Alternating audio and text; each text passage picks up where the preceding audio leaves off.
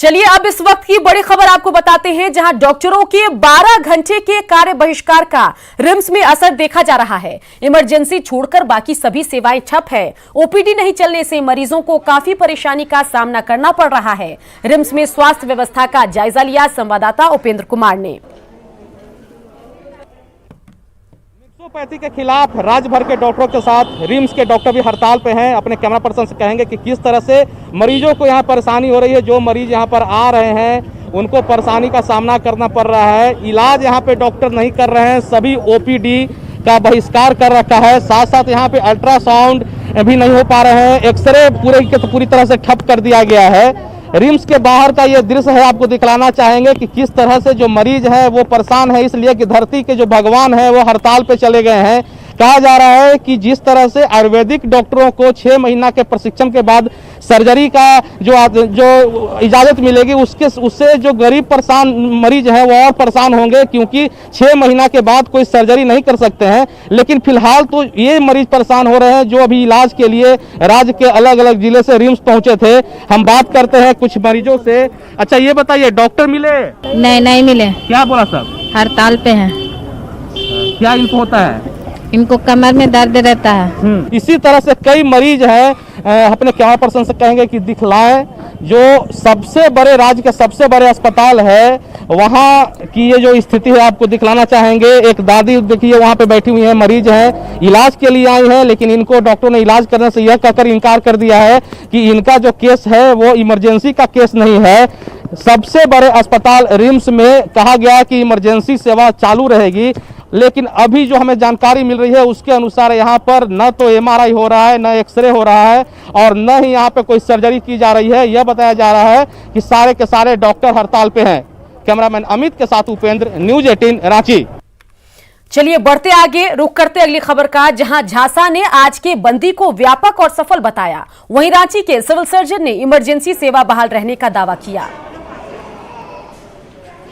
अभी तक जो हमको सूचना मिली है, सारे झारखंड में सारे जगह आज ओपीडी का बहिष्कार हुआ है और एक जो सिलेक्टिव सर्जरी या ये उस तरह का जो कार्य है सारे आज बंद हैं। पूरे झारखंड में आज बंदी है। पूरे झारखंड के जितने 13,000 चिकित्सक हमारे हैं वो सरकारी और गैर सरकारी सारे लोग आज इसमें शामिल हैं। और ये जो सेंट्रल गवर्नमेंट का जो ये आयुर्वेद को 6 महीना ट्रेनिंग करके सर्जरी कराने का या 120 टाइप का सर्जरी कराने का जो प्रावधान उन लोगों ने किया है, ये इसका विरोध करते हुए आज सारे झारखंड में हमारे 13,000 जो चिकित्सक हैं वो ओपीडी और सिलेक्टिव सर्जरी का कार्य नहीं कर रहे हैं। आज ऐसे मरीजों का अवश्य हो रहा है जिन्हें आवश्यकता इमरजेंसी है, वो हम लोग सुनिश्चित कर रहे हैं या सुनिश्चित किया जा चुका है प्राधिकरण के माध्यम से कि जो भी मरीज आएंगे इमरजेंसी में उनका इलाज अवश्य किया जाएगा। चारा घोटाले की दुमका ट्रेजरी से जुड़े मामले में सजायाफ्ता लालू प्रसाद की जमानत पर 6 सप्ताह के लिए सुनवाई टल गई। जस्टिस अपरेश कुमार सिंह की कोर्ट में सुनवाई के दौरान लालू प्रसाद की ओर से समय की मांग की गई, जिसे कोर्ट ने मानते हुए 6 सप्ताह के लिए समय दे दिया। लालू के वकील ने उम्मीद जताई है कि 6 सप्ताह के बाद होने वाली सुनवाई में लालू प्रसाद को जमानत मिल जाएगी। निचली अदालत की सर्टिफाई कॉपी नहीं मिलने पर लालू प्रसाद की ओर से समय मांगा गया। सर्टिफाई कॉपी के वेरिफिकेशन के बाद ही दुमका केस में आधी सजा पूरी होने का प्रमाण मिल सकेगा।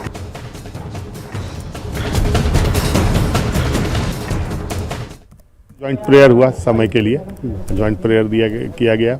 हम लोग की तरफ था कि सर्टिफाइड कॉपी नहीं मिली है, इसके लिए उधर से था कि राजीव जी के माताजी का देहांत हो गया था, उस ग्राउंड पर था। तो ज्वाइंट प्रेयर पर कोर्ट ने मान लिया उसको। आज 6 हफ्ता के बाद कोर्ट रखा गया इसको। कोई तारीख वगैरह? 6 हफ्ता लिखा है, तो तारीख उम्मीद करते हैं कि 6 हफ्ता के बाद जो है 22 जनवरी पर, तो उम्मीद कर रहे हैं कि उस दिन रहना चाहिए। तो अभी तो नहीं बता सकते, मिल जाएगा, हमारे हाथ में आ जाएगा, उसके बाद ही कैलकुलेट करके बता सकते हैं कि पूरा गया है या नहीं पूरा है हाफ सेंटेंस। तो कैलकुलेशन का चीज़ है, तो कमी या बेसी जो हो सकता है, बेसी भी हो। अगर उसमें प्रोडक्शन वारंट नहीं हुआ होगा तो घटेगा, तो कितना दिन घटता है तो फिर उसके हिसाब से हम लोग बताएंगे। तो 6 सप्ताह के बाद ही 6 हफ्ता के बाद ही मिलेगा। चलिए आपको बताते हैं कि अगली खबर जो है वो आ रही है लालू प्रसाद से जुड़ी हुई, जहां पर जमानत याचिका पर सुनवाई 6 हफ्ते के लिए बेशक टल गई, लेकिन लालू प्रसाद तनाव में नहीं दिखे। रिम्स के पेइंग वार्ड की खिड़की पर लालू प्रसाद अपने अंदाज में बाल संवारते नजर आए। वहीं लालू को जमानत नहीं मिलने पर आरजेडी ने सीबीआई पर भड़ास निकाली। सीबीआई से जानना चाहते हैं कि पशुपालन घोटाले में कितने लोगों का कुर्की जब्ती हुआ, जिनका बेल हो गया, जिनका जमानत मिल गया, उनके खिलाफ सीबीआई ने ऊपरी अदालत में क्यों नहीं गया।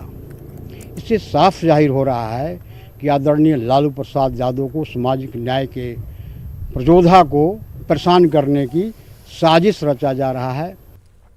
सुप्रीम कोर्ट ने नियोजन नीति 2016 के तहत शेड्यूल एरिया में नियुक्त हाई स्कूल शिक्षकों को दी गई राहत को जारी रखते हुए इस मामले में फरवरी के अंतिम सप्ताह में फाइनल सुनवाई के लिए निर्धारित किया है। आज सुप्रीम कोर्ट में हुई ऑनलाइन सुनवाई में प्रार्थी सोनी कुमारी के अधिवक्ता ललित कुमार ने पक्ष रखा। इसके अलावा सुप्रीम कोर्ट ने अन्य सभी पिटिशनर को नोटिस भेजने का आदेश दिया। 21 सितंबर को झारखंड हाईकोर्ट ने नियोजन नीति 2017 को असंवैधानिक बताया था।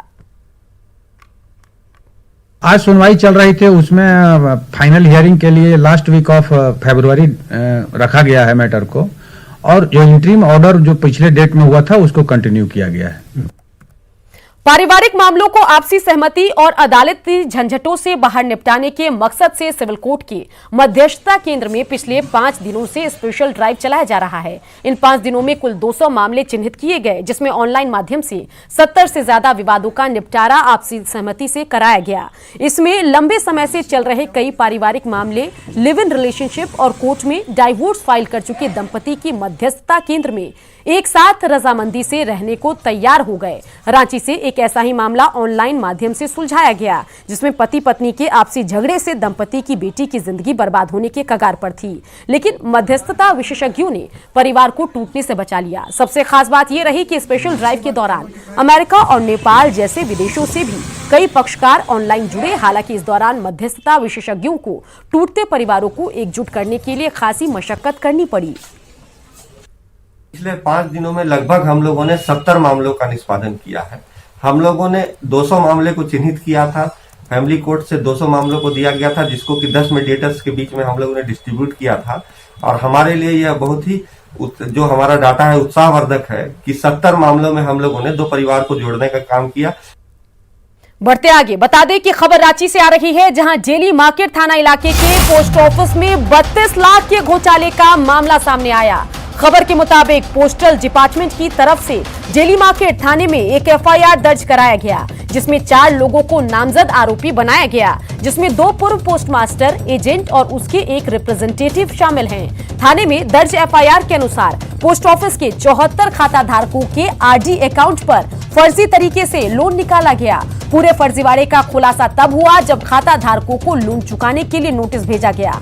घोटाले का यह पूरा खेल 2016 से 2020 के बीच चलता रहा, जिसका मुख्य साजिशकर्ता रिप्रेजेंटेटिव शुभम गुप्ता को माना जा रहा है।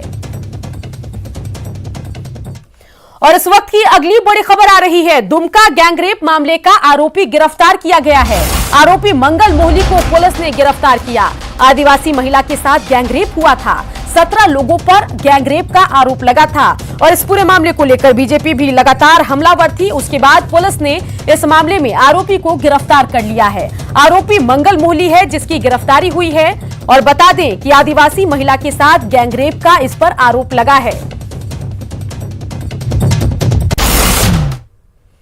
दुमका गैंगरेप मामले में कांग्रेस के राज्यसभा सांसद धीरज साहू ने कहा है कि इस मामले में गुनहगार को कड़ी सजा दिलाई जाएगी। उन्होंने कहा कि झारखंड में इस तरह की घटना पहली बार देखने को मिली।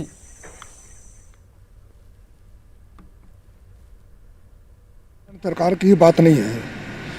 आप देखें आए दिन दिल्ली में भी या नोएडा में भी, गुड़गांव में भी इस तरह की घटना कई बार घट चुकी है। ये कोई नई घटना नहीं है, ये एक संजोग बोला जा सकता है।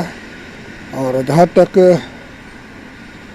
इस तरह की घटना जो भी घटती हैं वो काफ़ी निंदनीय है और मैं इसका विरोध करता हूँ। और इस तरह का जो घटना घटा है, मैं चाहता हूँ जितना जल्द से जल्द हो सके जो अंजाम दिए उसको पकड़ने का काम किया जाए।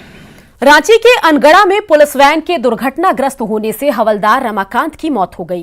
गैलेंट्री अवार्ड समेत कई सम्मान पा चुके रमाकांत को रांची पुलिस लाइन में श्रद्धांजलि दी गई। एसएसपी समेत कई पुलिस अधिकारियों ने रमाकांत को श्रद्धांजलि दी। हमारे परिवार का एक बहादुर सदस्य वीर गति को प्राप्त हुआ है और भगवान के आगे सभी विवश हैं। उसी तरह आज हम रो और बिलबिला कर रह जा रहे हैं। हमारे कई एक वीरता के पदकों से सम्मानित हमारे भाई का आज मृत्यु हुआ है। हम सभी पुलिस परिवार मर्माहत हैं।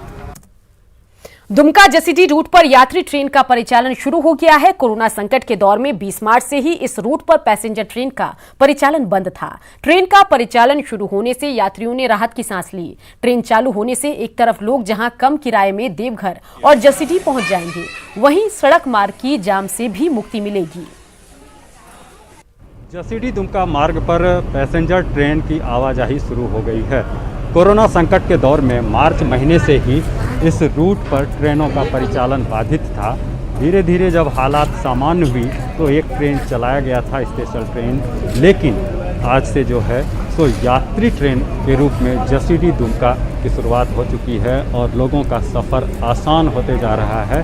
तो निश्चित रूप से यह कहा जा सकता है जो आम लोग विगत 8 महीने से परेशान थे, सफ़र नहीं कर पा रहे थे, तो अब यह पैसेंजर ट्रेन चालू होने से निश्चित रूप से उनको लोग राहत की सांस लेंगे और जो बस से सफ़र करने में परेशानी होती है उससे निजात मिलेगा। पंचम कुमार झा, न्यूज़ 18 दुमका। साहिबगंज में गंगा पुल के निर्माण ने अब रफ्तार पकड़ ली है। करीब 2000 करोड़ की लागत से बन रहे साहिबगंज से मनिहारी गंगा पुल को दिलीप बिल्डकॉन लिमिटेड कंपनी बना रही है। पुल निर्माण की रफ्तार काफी तेज है और इसके तय समय 2 साल में पूरा होने की संभावना जताई जा रही है। अधिक जानकारी दे रहे हैं साहिबगंज संवाददाता निशांत। साहिबगंज मनिहारी गंगा पुल की मांग लंबे समय से होती रही है, लेकिन इस साल 2020 में ये निर्माण काम शुरू हो चुका है। जिले वासियों के लिए सबसे बड़ी उपलब्धि के तौर पर देखा जा सकता है कि गंगा पुल निर्माण का काम शुरू हो चुका है। हम आपको दिखाना चाहेंगे कि अंबाडीहा गांव है जहां पे जो कंपनी है वो अपना काम शुरू कर चुकी है और कंपनी का कार्यालय खुल चुका है और अंबाडीहा गांव से ही गंगा पुल का काम शुरू होना है और गंगा पुल जो है वो मनिहारी के बीच तक ये होना है। बिहार के मनिहारी तक गंगा पुल का निर्माण होना है और ये जो गंगा पुल निर्माण का जो कंपनी है वो अपना प्रारंभिक कार्य शुरू कर चुकी है और धीरे धीरे कार्यालय खुलने के बाद धीरे धीरे जो कंपनी है वो गंगा पुल का काम शुरू कर चुकी है। तो कुल मिलाकर कहें कि जिस तरीके से अब धीरे धीरे रफ्तार बढ़ रहा है उससे उम्मीद की जानी चाहिए कि नियत समय पर गंगा पुल का जो सपना है वो जिलेवासियों का पूरा होगा। निशांत, न्यूज़ 18 साहिबगंज। धनबाद के बाघमारा कॉलेज की बड़ी लापरवाही सामने आई है। इंटर के सभी छात्रों को सामान्य वर्ग में शामिल कर दिया गया, जबकि छात्रों ने जाति प्रमाण पत्र जमा किया था, जिससे SC, ST और OBC छात्रों को छात्रवृत्ति नहीं मिल रही है। कुछ कंप्लीट है फिर भी मेरा मतलब जनरल कर दिया, जबकि हम OBC कास्ट BC1 में आते हैं। सर्टिफिकेट जो जमा करेगा उसको तो हो जाएगा, जो सर्टिफिकेट नहीं जमा करेगा उसको तो थोड़ा परेशानी है। सर्टिफिकेट चाहिए ही। कुछ अभिभावक सर्टिफिकेट देने के बाद भी जनरल कर दिया गया है। एक जैसे सामने है तो कैसे उसको सुधारा जाएगा? तो राखी हाड़ कंपाने वाली ठंड ने जमशेदपुर शहर के लोगों को परेशान करना शुरू कर दिया है। वहीं इस ठंड से गरीब लोगों को बचाने के लिए निजी संस्था की ओर से अनोखी पहल की जा रही है। संस्था की ओर से चौक चौराहों पर मानवता की दीवार के सहारे गर्म कपड़े पहुंचाए जा रहे हैं।